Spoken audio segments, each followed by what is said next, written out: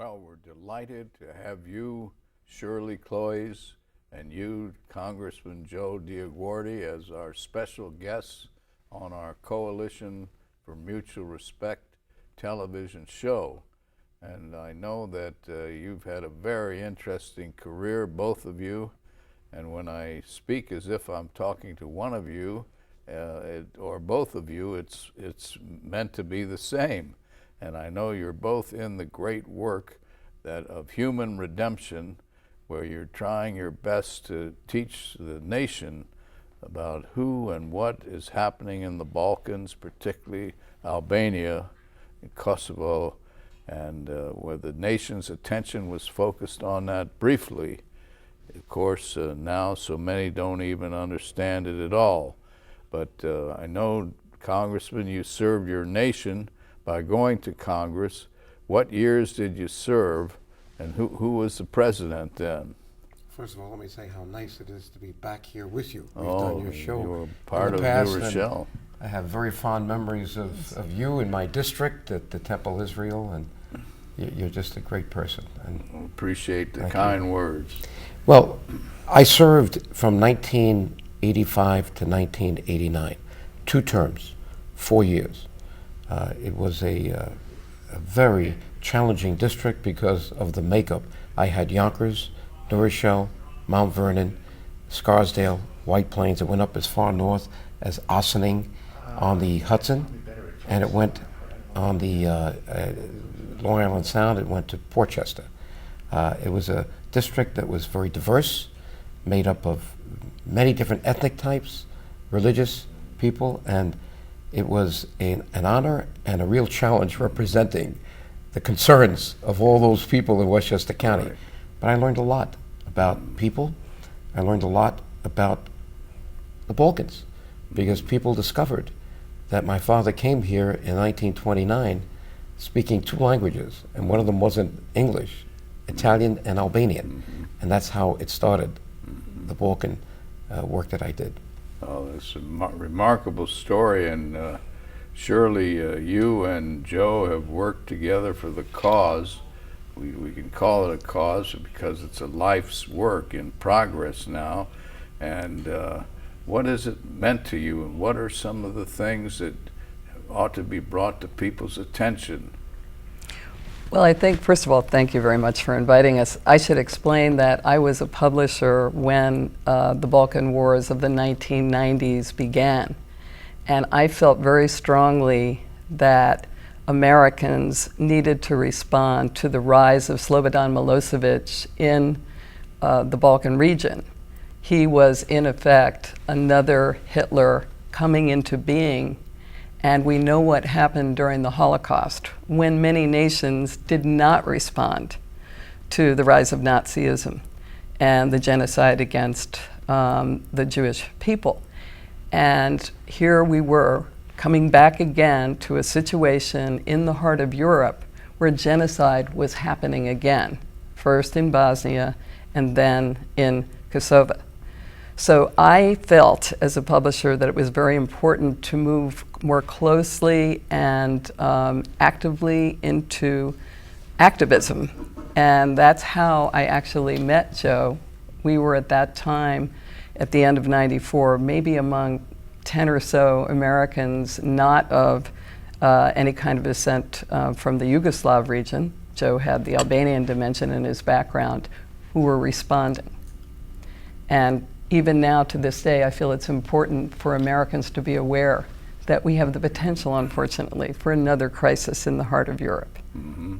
Well, in the Balkan War that went forward and was finally brought to an end, and the U.S. had a role in that war, both as a perpetrator and then trying to end the war and establish a status quo ante, or whatever they did. Joe, what was the result of the war when all was said and done? Well, we had a large part to play in pushing the United States to lead NATO into this war. As you remember, the UN, like today with Syria, wouldn't do anything. Yeah. So what I did when I left Congress in 1989, knowing that my work for the people of the Balkans was not finished, I set up a nonprofit volunteer lobby called the Albanian American Civic League.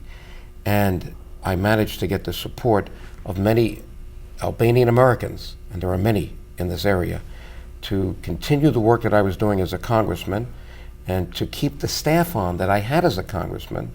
Although I wasn't paid, I had to be sure that I kept that expertise. And that enabled me to represent at least what I felt was the right position America should have at a time when our State Department was trying to make what I thought was a false partnership with this guy Slobodan Milosevic. You know, he came into view in 1987. Many Americans don't realize that he became the president of the Communist Party and the president of Yugoslavia in 1987.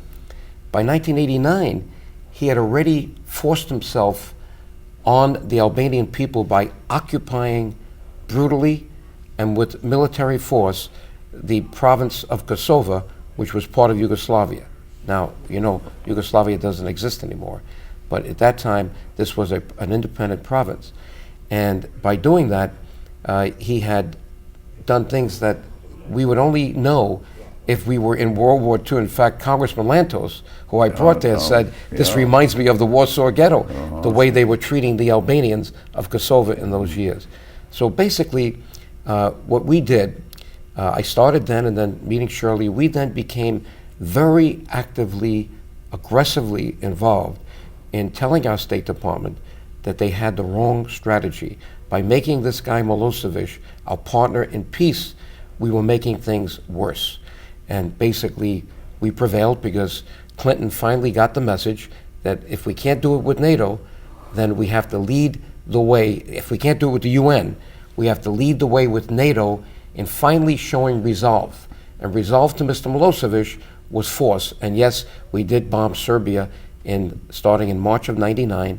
It lasted about 3 months, and that was the beginning of the end of his march, his genocidal march in the Balkans, starting in Bosnia in 1993, and then Kosovo right afterwards. Well, I know that in your experience, Shirley, that you and Joe have had a special concern to tell the story about Albania and the rescue of Jewish people who were residents of Albania or who came into Albania during all the dislocations that the war caused. And I know this issue has been one that hasn't been adequately told to the public either, so it's new information for many people. I agree with you, Rabbi. It is new information. I think most of us know that all of the nations that fell under communism after World War II, any discussion of Nazism was forbidden. And in the case of Albania, which fell into the hands of the worst Stalinist type dictatorship in the heart of Europe, it was completely suppressed.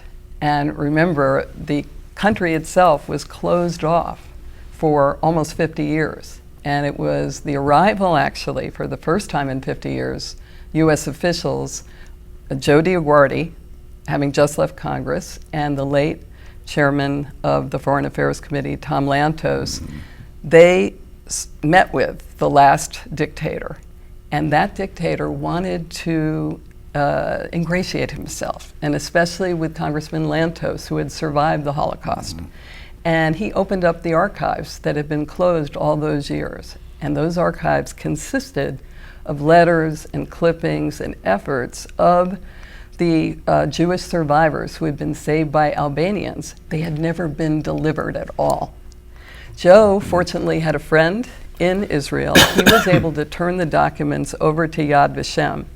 And up until now, maybe 69 Albanians have been recognized. But what really was important was the discovery that absolutely every Jew who lived in Albania or sought refuge there was saved. And that had to do with a moral code called Besa that had lasted for thousands of years in the Albanian community, which said that anybody in peril had an even greater role in the lives of Albanians than their closest relatives and friends.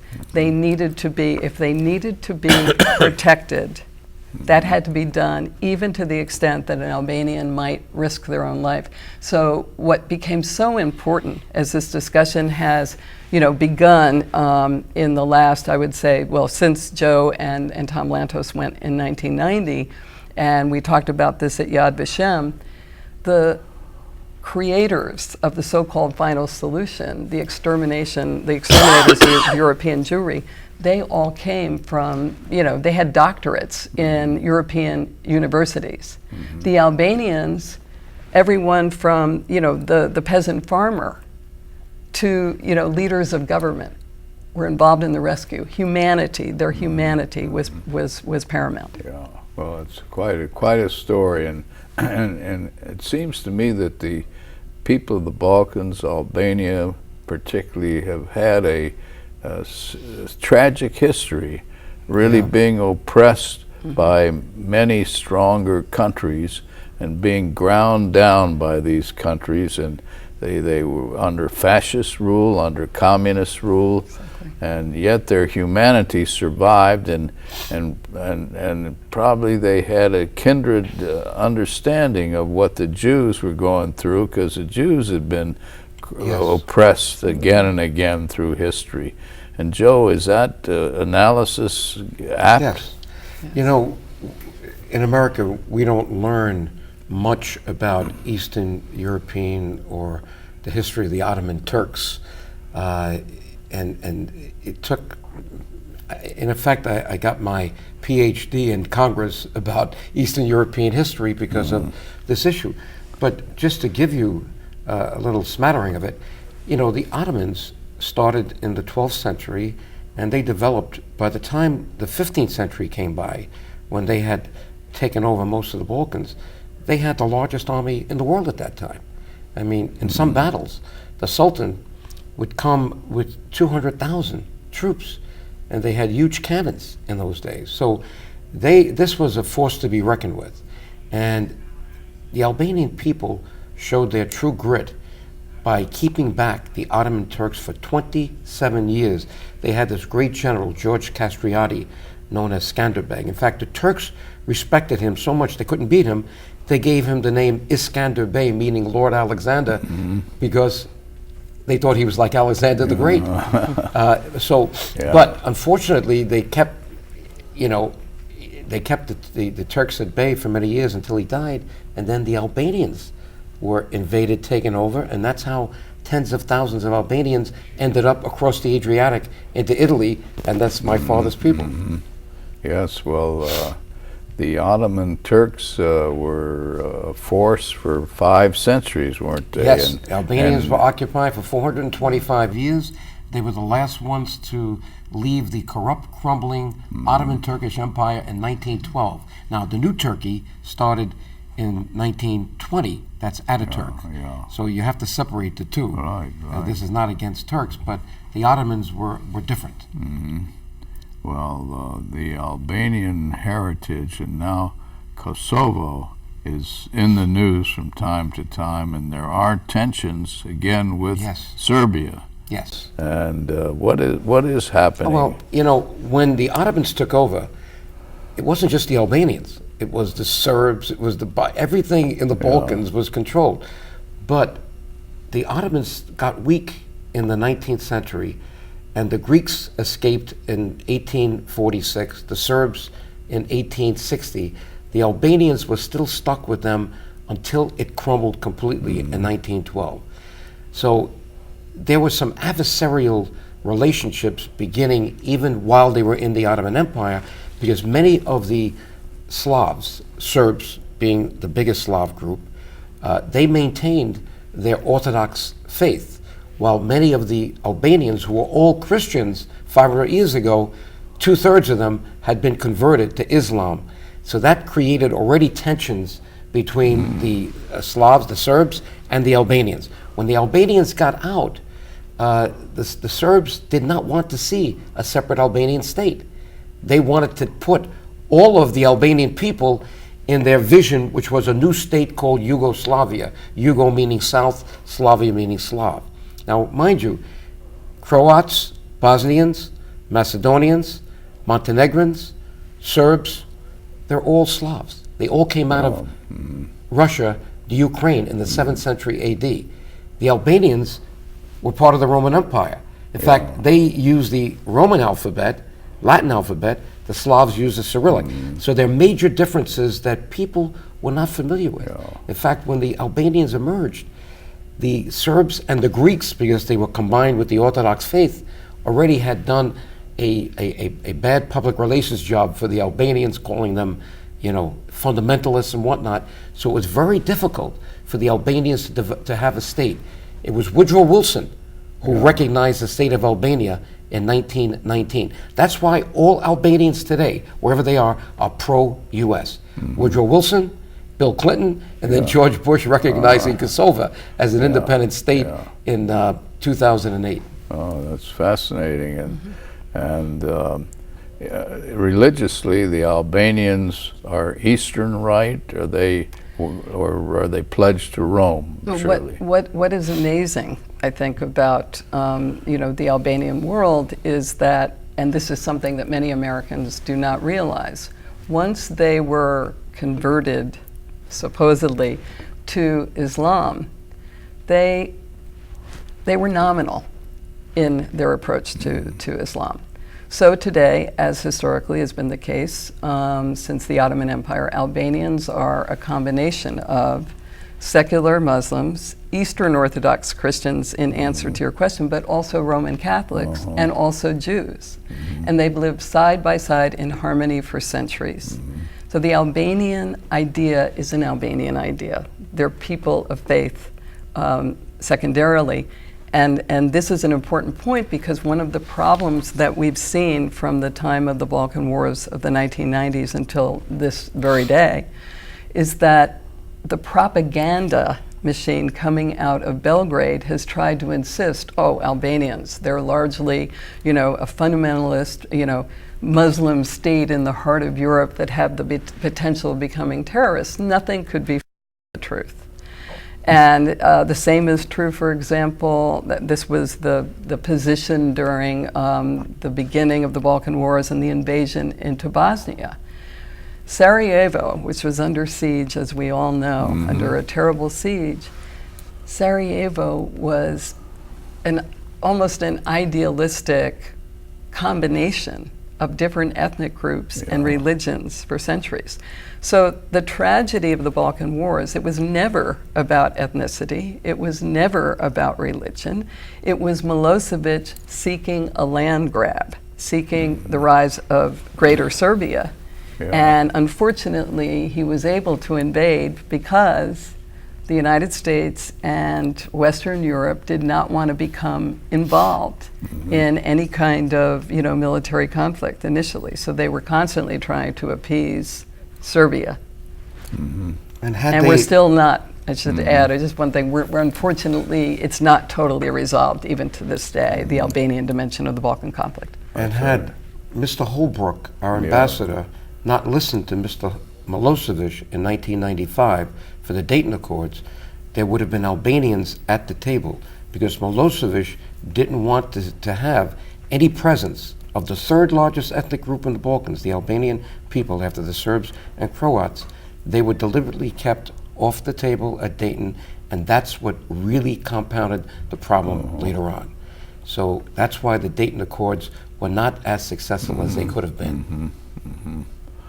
Well, you are, in trying to bring the virtues of the Albanian people, the special characteristic of hospitality to which a stranger is entitled. And tolerance. Do you have events? Do you publish books? People want to learn more about this. Is the Jewish community adequately informed about this? Are they receptive to it when you tell them about it? Shirley, do you want to? We have, from the time, again, that Congressman Lantos and Joe DioGuardi discovered the archives in Albania, several things have evolved over time. One is the late Harvey Sonner, a Jewish philanthropist, working with key, sort of the leaders of the Jewish community in Albania, developed a book called Rescue in Albania, and our Albanian American Foundation has made that available to the public and to parliaments and media throughout the world. I also, in 2006, wrote an article called Jewish Survival in Albania and the Ethics of Besa that was published in Congress Monthly, the Journal of Opinion for the American Jewish Congress. And that is still pretty definitive, although it doesn't include an important element because I wasn't yet involved in it, and that is that Kosovo, the Albanians of Kosovo, were critical for the rescue. They enabled Jews who were in Kosovo, which was under Serbian rule, and they were working with the Nazis. They enabled Jews to get out of Kosovo to other rescuers in Albania. This is something that we're working on now. And just last November, it was the 100th anniversary of the independence of the state of Albania on November 28, 2012. We held a major event in the U.S. Capitol, bringing together members of Congress with Jewish leaders precisely to do what you're asking, to expand the awareness within the Jewish community, within Israel, and then select Albanians, and we brought some of the Albanian rescuers. And we have made that information available. We have it on video. Anyone who visits our website at www.aacl.us will be able to see portions of that event. And we will continue to communicate this information in various venues. People probably don't know that Kosovo was right on the border of Albania. And during the Ottoman occupation, the Albanian vilayets included Albania, Kosovo, Macedonia, Western Macedonia, Southeastern Montenegro, and Northern Greece. That whole map was reconfigured after World War I. It's like congressional districts every 10 years get changed. Gerrymandering. So it's very difficult for people that are not experts in this to keep up with it. Yeah, right. Well, I remember seeing in San Francisco airport, they have a nice plaque to Tom Lantos. Oh, he's who, excellent. Of he's course, from I had the California. privilege of meeting him on one occasion and seeing him in action on several others. But he was an inspirational figure, of course, and Very much so. understood exactly what the travail of Albania was. And now, how are Kosovo's prospects for the future? Are they going to make it, do you think? Or well, we just had carrying on our tradition of telling the truth. We just took on our State Department again because they're trying to make a peace with the Serbs that basically gives up a part of northern Kosovo control to the Serbs and to Belgrade, the capital of Serbia. And we thought this was going to start now a new round of tensions. So we managed to get our contacts in Congress, that's where lobbying comes in, to have a hearing. Congressman Dana Rohrabacher was the chairman of the European Subcommittee, and Shirley gave great testimony. It's on our website. Anyone that's interested in that, they can get it on the website, and you'll see the position we had to take to alert our Congress that this was not in the interests of America because it would cause further tensions in Southeast Europe to appease Serbia. Unfortunately, even though Kosovo became independent in 2008, it really became independent in name only. There are still 5 countries within the European Union that will not recognize Kosovo's independence. Kosovo is still not part of the United Nations, NATO, and other international bodies. It is still very much a protectorate under U.S. and largely Western European control. But 104 nations have recognized Kosovo, and in the European Union, of the 27, 22 have recognized. So it's not like it's not getting a lot of progress. But tragically, because of that, we're now in a new period. There have been constant efforts to engage Kosovo in negotiations, efforts imposed by Belgrade. And the Western European community has, unfortunately, for the most part, supported that. The U.S. has taken a back seat, and whenever the U.S. takes a back seat in Europe, the results are not, forthcoming. So now we do stand at a kind of crossroads. We don't know what's going to happen in Southeast Europe, and that's why we think your program is important today, because we need to bring people's Bring it attention. And that's why we have a continuing role to play. Yeah, that's right. Well, Joe, you were a great person here in New Rochelle when you went to Congress, and you did a lot for Young Israel, that congregation, which was very close to where you lived. Tell me something about those years. Rabbi Rubenstein, I think it was, of blessed memory, he and I got along really well, and I was living in the north end of New Rochelle, a place called Wilmot Woods, and there was Young Israel of Scarsdale there. Yes. And one day I was president of my homeowners association. In fact, that was the only thing I was elected to before becoming a congressman. And I was there doing that for maybe 7 or 8 years till I became a congressman. But I did rebuild the old bridge in the pond. And the Orthodox Jews that were walking by one Saturday said, this is beautiful, but why don't you think about building another bridge, because we have to walk all the way around your area. I said, show me where. And they take me down to a place that looked like it was in between two people's houses. I went to the engineer, Mr. Costa, those days in New Rochelle, and he said, well, that should have been a street, but it was never built. And we have the property. I said, can we put up a bridge there if I raise the money? So I joined with the synagogue and with my homeowners association. We raised the money, we built the bridge, and Rabbi Rubenstein named the bridge. You know what he named it? What? Bridge over the river Chai, for life. River Chai. Life. And I said, give me that Hebrew sign for life, and I put it right on the bridge. Yeah, beautiful. Well, you've been wonderful guests. Appreciate your coming down and being with us, Coalition for Mutual Respect, and we certainly want to help the cause that you represent, both of you, and work so hard on, dedicate your life to. We want to participate, that's for sure. Thank you. Thank you very much. much. Thank you, Rabbi.